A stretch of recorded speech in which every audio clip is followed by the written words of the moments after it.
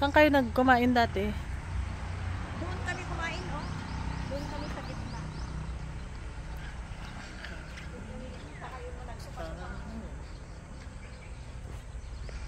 Dito na naman si Binata.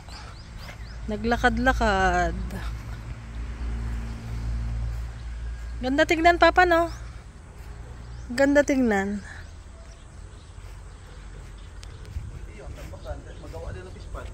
Ganda, no? Ang daming magawa kasi dito. Malalaking loto. Oo.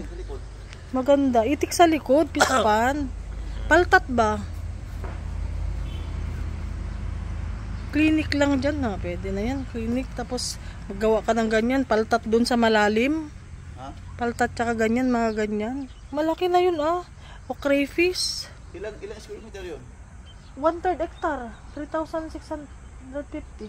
Malaki yung likod. Gagawa mo kahit doon ng bahay mo sa likod. Eh. Ano yun? Tawag ito. Patampakan mo talaga yan. Maganda dito. Ha? Malapit lang. Ah, may clinic na yun. Tatawid na lang yung mga ano. Unti-unti. Hindi pa naman after 3 years saka mo lang ano. Unti-unti iba. Maganda. Makabili ka pa sa mabundok dun. Oh.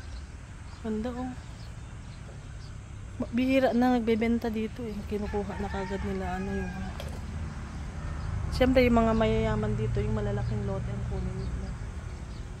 Hindi nila mabenta yan kasi maliit lang. Ang hektar-hektarya ang mga ano nila. Patambakan? Oh, tatawid ka na lang oh. Hindi patambakan nga. Ilang traka yan. Unti-unti. Unti-unti yan. Ganda anak no. Tingin ka doon.